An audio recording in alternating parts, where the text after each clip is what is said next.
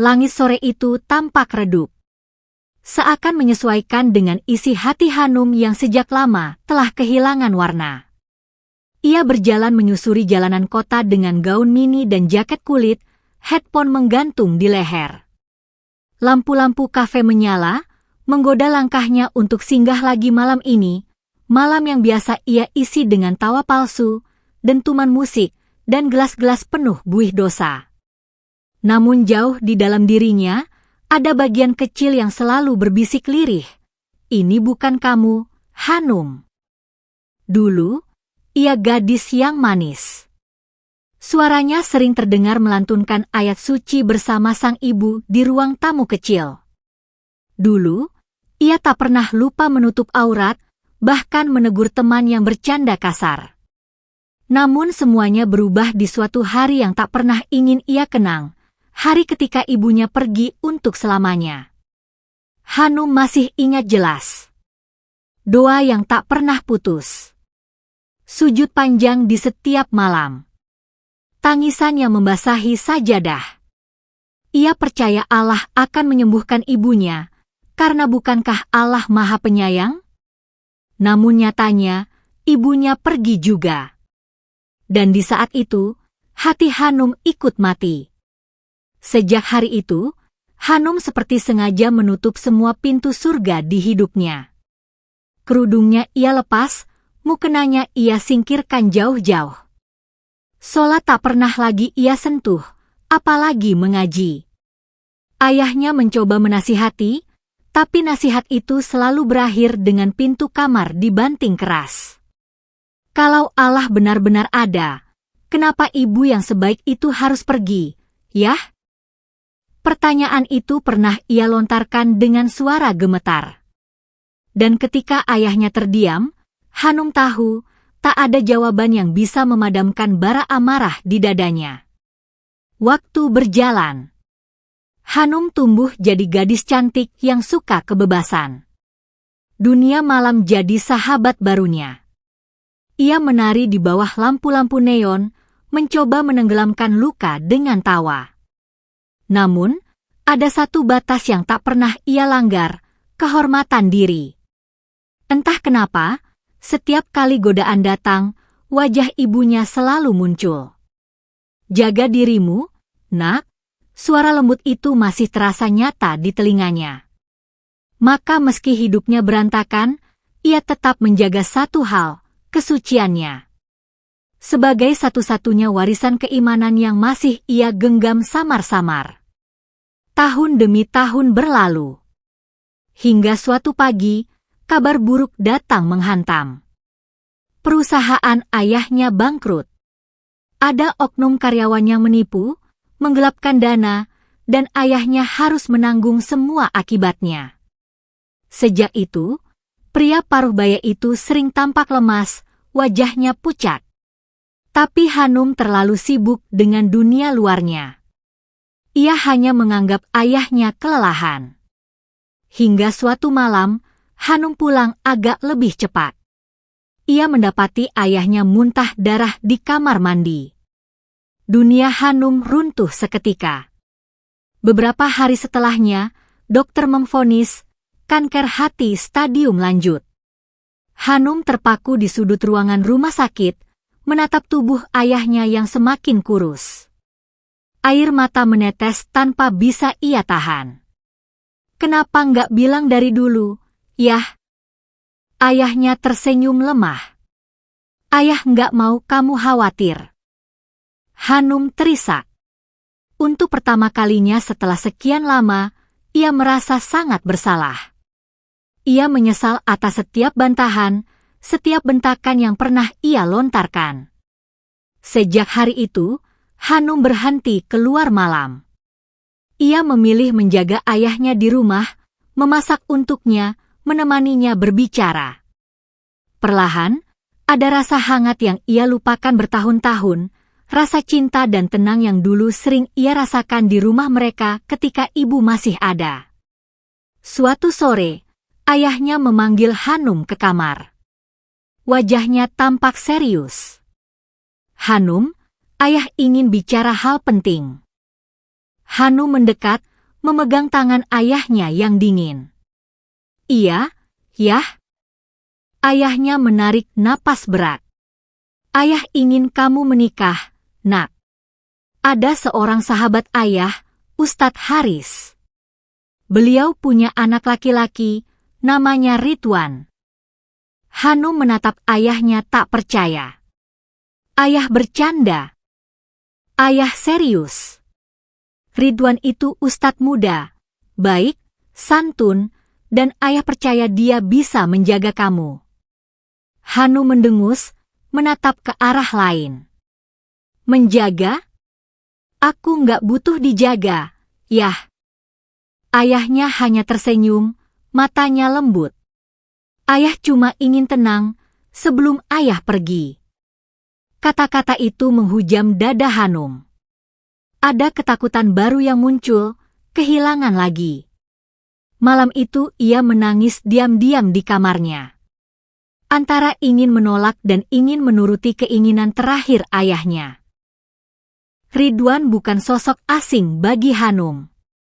Ia sering datang ke rumah, berbincang dengan ayahnya.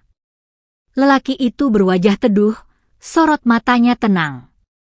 Tapi bagi Hanum, Ridwan selalu tampak menyebalkan. Selalu menegurnya dengan kalimat lembut tapi menusuk. Hanum, dunia ini indah kalau kita pandai menjaga diri, pernah katanya. Atau, kamu tahu? Allah nggak pernah ninggalin hambanya, cuma kadang kita yang menutup hati. Hanum selalu membalas dengan tawa sinis. Ustadz, dunia ini nggak seindah ceramah, tahu. Namun entah mengapa, setiap kali ia menatap Ridwan, ada sesuatu di dalam dadanya yang terasa berbeda. Antara kagum dan kesal. Antara ingin menolak tapi juga ingin tahu lebih dalam. Hari itu tiba juga. Akad nikah yang tak pernah Hanum impikan. Semuanya berlangsung di ruang rawat rumah sakit, di hadapan ayahnya yang terbaring lemah. Hanum mengenakan gamis putih sederhana. Ridwan duduk di seberang, wajahnya tenang dan penuh hikmat. Ketika ijab kabul diucapkan, suara sah menggema. Tepat pada detik itu, monitor di samping ranjang ayahnya berbunyi nyaring. Ayahnya telah berpulang. Hanum menjerit, berlari memeluk tubuh ayahnya yang kini kaku. Dunia Hanum runtuh untuk kedua kalinya. Tapi kali ini, ada pelukan hangat yang menahannya agar tidak jatuh, pelukan Ridwan. Hanum, sabar. Ayahmu tenang sekarang. Tangis Hanum pecah di dada Ridwan. Dan dalam tangis itu, ia merasakan sesuatu yang tak bisa dijelaskan, ketenangan yang asing tapi menenangkan. Hari-hari setelah pemakaman terasa berat. Hanum sering termenung di kamar, memandangi foto ayah dan ibunya. Kadang ia menangis tanpa suara. Ridwan tak pernah memaksa apapun. Ia tak menasihati dengan panjang lebar, tak menggurui. Ia hanya ada, mendengarkan, menemani, dan sesekali membuat lelucon sederhana yang entah kenapa selalu berhasil membuat Hanum tersenyum. Hanum, katanya suatu pagi sambil menyodorkan secangkir teh, kamu tahu nggak? Teh ini bisa pahit kalau kamu aduk terlalu lama. Hanum mengerutkan kening. Maksudnya? Ridwan tersenyum. Kadang hidup juga begitu. Kita terus mengaduk kenangan pahit, padahal kalau didiamkan sedikit, rasanya bisa jadi manis. Kalimat itu sederhana, tapi menampar lembut hati Hanum. Hari demi hari, Hanum mulai belajar tersenyum lagi. Ia mulai memasak untuk Ridwan, bahkan belajar membuat nasi goreng meski sering gosong. Ridwan hanya tertawa, memuji setiap hasil masakan yang bahkan kadang rasanya aneh. Aku nggak pandai masak, kata Hanum malu. Ridwan menjawab lembut, tapi kamu sedang belajar. Itu yang paling berharga. Suatu sore, Ridwan mengajaknya ke masjid ketika ia akan mengisi kajian. Aku cuma mau kamu dengar, nggak usah ikut kalau belum siap, katanya. Hanum duduk di belakang, mendengarkan Ridwan memberi ceramah kepada jamaah. Suaranya lembut, tidak menghakimi, tapi menyentuh hati. Tentang bagaimana Allah tak pernah membenci hamba yang kembali, meski seberapa jauh ia pergi. Kadang, Allah biarkan kita tersesat, supaya saat kembali, kita benar-benar tahu arti rumah, ucap Ridwan dalam ceramahnya. Air mata Hanum jatuh tanpa bisa ia cegah. Malam itu, untuk pertama kalinya setelah bertahun-tahun, ia sujud kembali.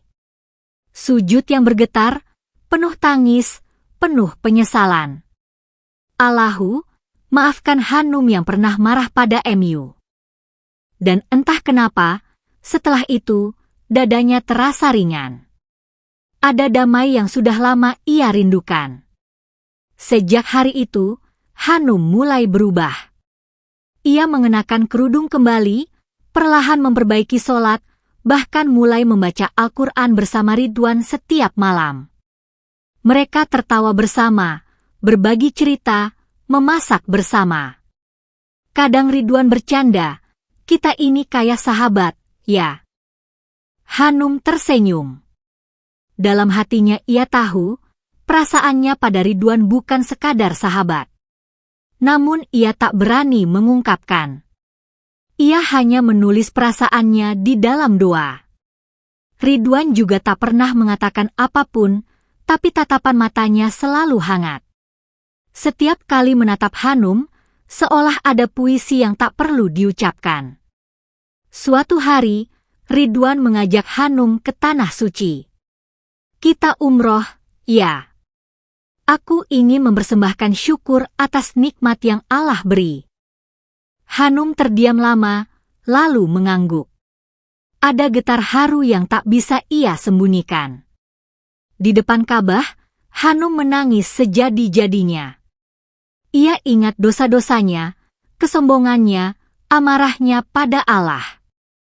Ridwan memegang tangannya lembut. Lihat, Hanum. Allah tetap panggil kamu ke rumahnya. Karena dia rindu. Hanum menatap lelaki di sampingnya itu, lalu menatap langit Makkah. Ridwan, terima kasih sudah mengenalkanku lagi pada Tuhan. Ridwan tersenyum. Aku cuma menunjukkan arah. Allah yang membimbingmu pulang. Di bawah langit suci itu, cinta mereka semakin kuat. Bukan cinta yang buta, tapi cinta yang tunduk kepada Allah.